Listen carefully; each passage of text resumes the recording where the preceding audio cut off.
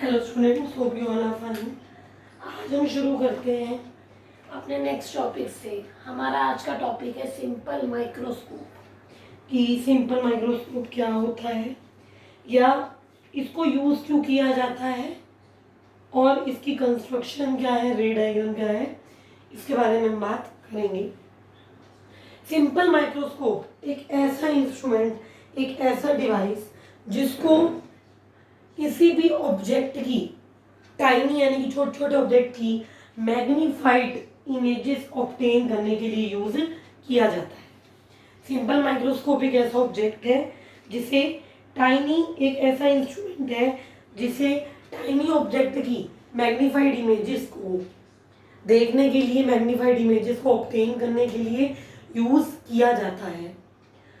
अगर हम simple microscope की रे डायग्राम के बारे में बात करें तो बेसिकली क्या है कि मेरा ये एक डबल कन्वेक्स लेंस है। मेरा एक डबल कन्वेक्स लेंस है। मेरा एक ऑब्जेक्ट है ए बी। मेरा एक ऑब्जेक्ट है ए बी। ऑब्जेक्ट से जो लाइट रेज है वो इंसिडेंट हुई और फोकस पास हो गई। Another light ray passes through the center of curvature and will go undeviated or it will follow the same path। हुआ क्या यहाँ पर कि ए बी जो ऑब्जेक्ट है उससे एक लाइट रे गई है फोकस में से। वन लाइट रे passes through the focus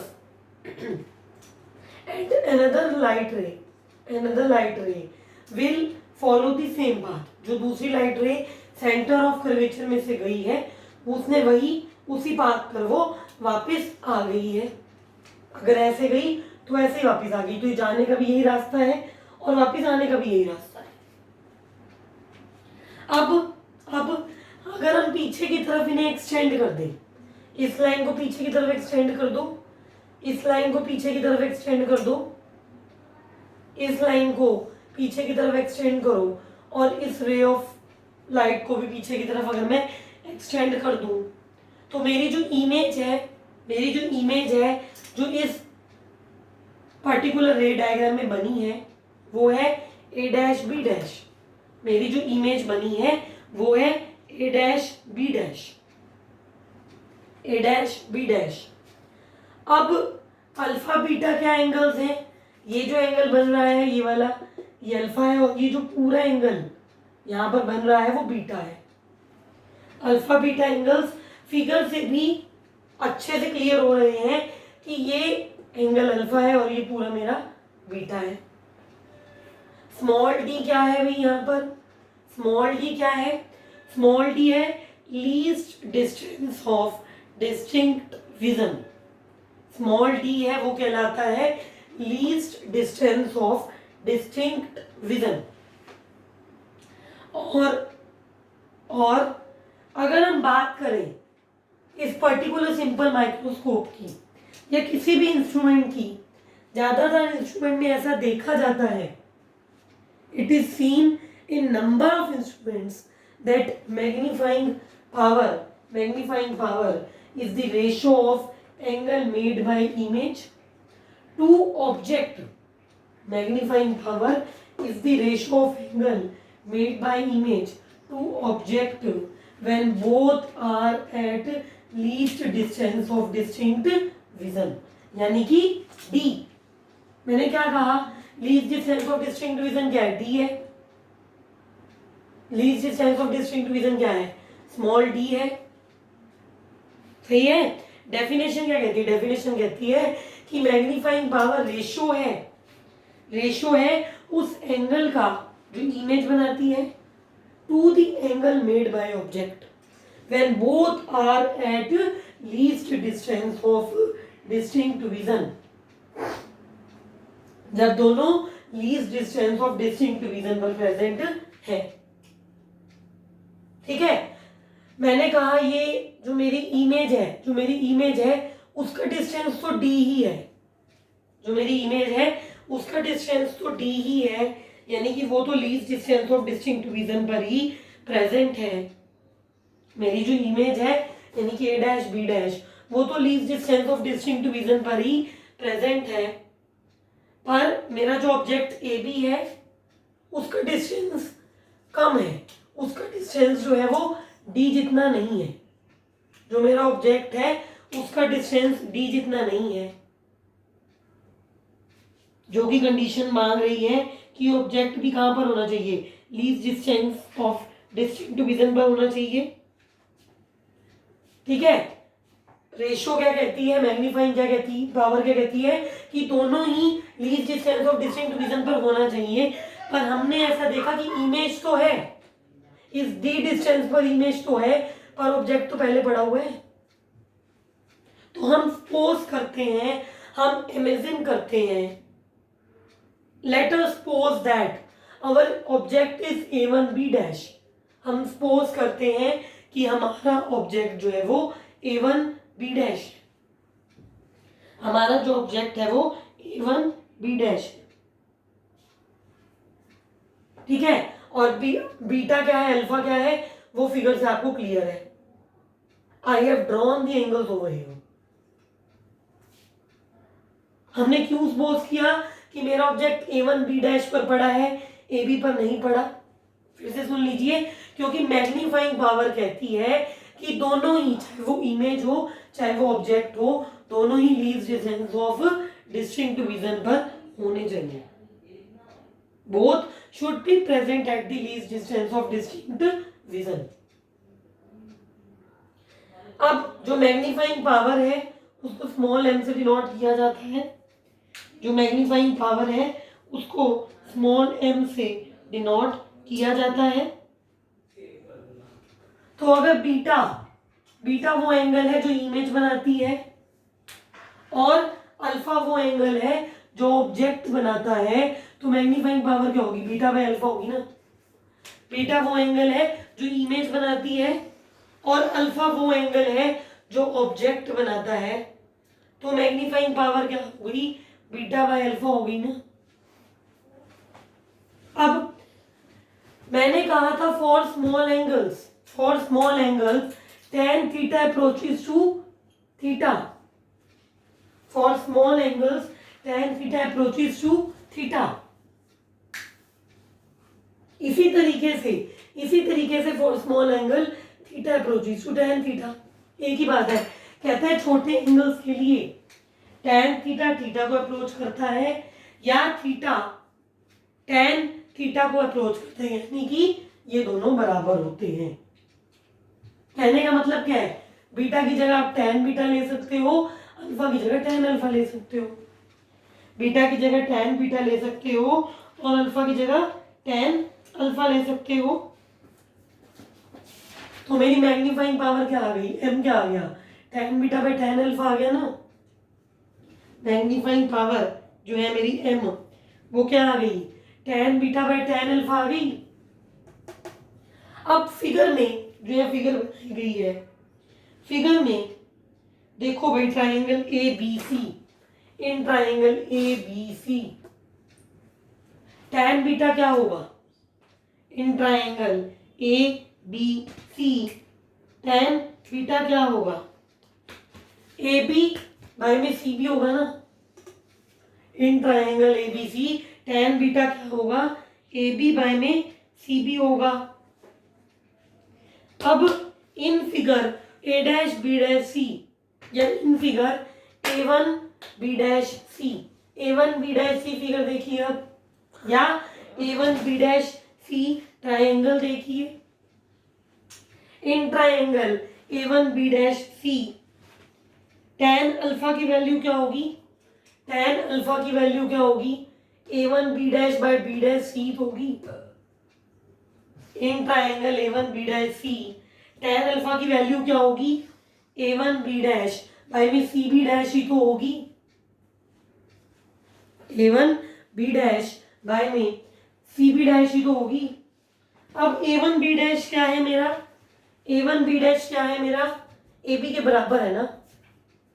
a1 b dash is equal to ab, तो इसकी जगह तो मैं ab लिख सकती हूँ, सी बी डैश को सी बी डैश रखो अभी के लिए। tan अल्फा की वैल्यू क्या बन गई, ए बी बाय में सी बी डैश, और tan बीटा की वैल्यू क्या बन गई, ए बी बाय में सी बी। tan बीटा की वैल्यू हमने ए बी सी ट्राइंगल से निकाली है, और tan अल्फा की वैल्यू हमने A1 B dash C triangle से निकाली है। चले आगे, let us move further. We have हमारी जो value I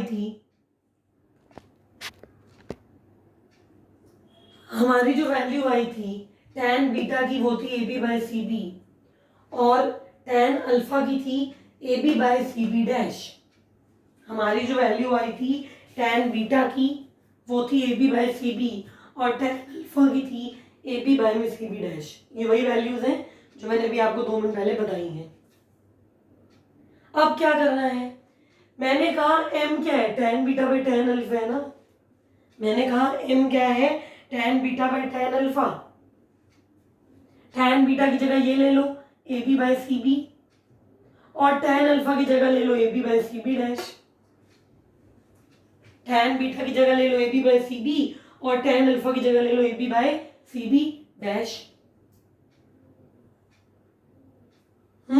AB by CB into CB dash by AB बन गया। AB से AB कैंसिल हो गया, AB से AB कैंसिल हो गया। क्या बचा, CB डैश बाय CB बचा, CB डैश बाय CB बचा। अब फिगर देखिए, फ्रॉम फिगर CB डैश क्या है, CB डैश क्या है, इमेज डिस्टेंस नहीं है -v। From figure CB dash क्या है, इमेज डिस्टेंस ही तो है -v।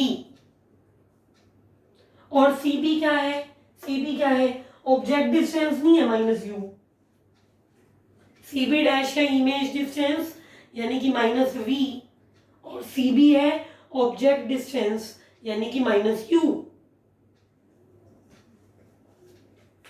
सही है। फिगर से बहुत इजी है, जो अभी तक इतना सारा हम ऑप्टिक्स कर रहे हैं, इतने दिनों से जो हम ऑप्टिक्स स्टडी कर रहे हैं उसमें यही चीजें तो पढ़ते आए हैं।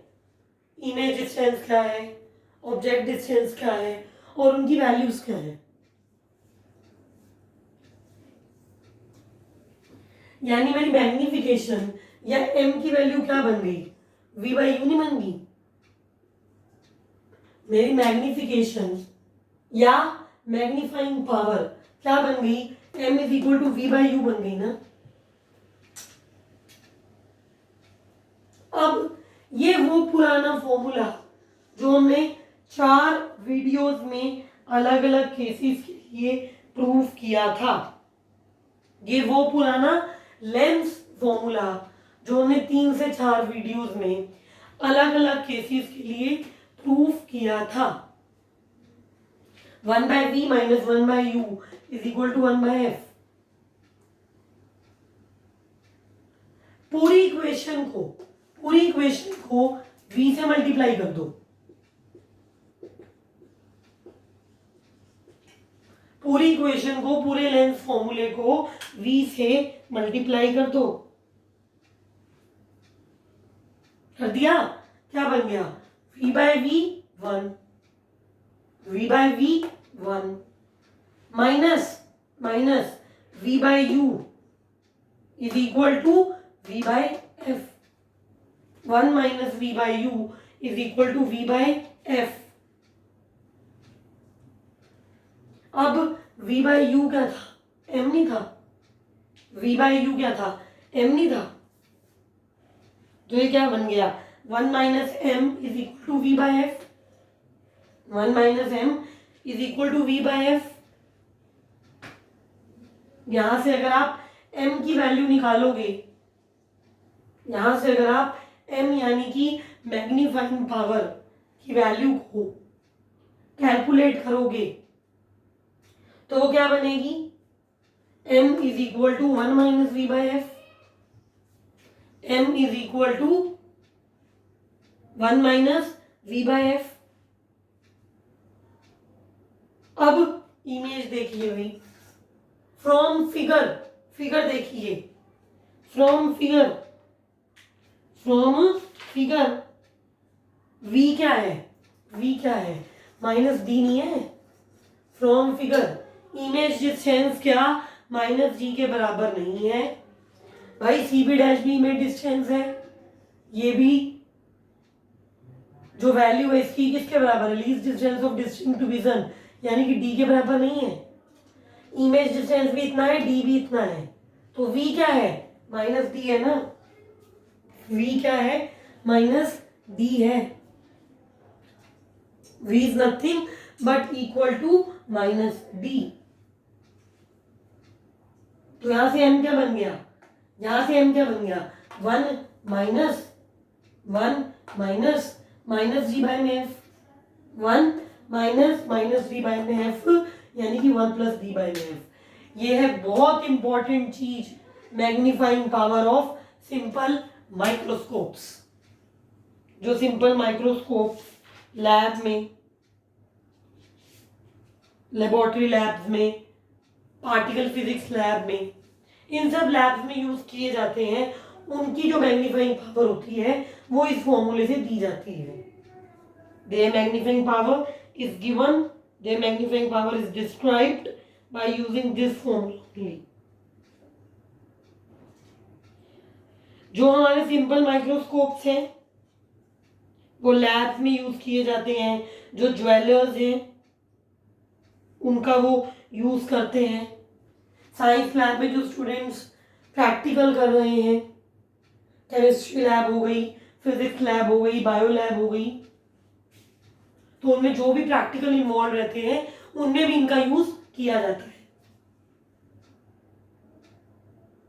तो आज की वीडियो में हम लोगों ने सीखा कि सिंपल माइक्रोस्कोप क्या है, उसकी मैग्नीफाइंग पावर क्या है और कैसे उसका प्रूफ करते हैं। सबसे जरूरी चीज, मैग्नीफाइंग पावर का प्रूफ कैसे किया जाता है। So in today's video we have studied the simple microscopes and the magnification related to it. One of the very important video and the topic related to +2 physics.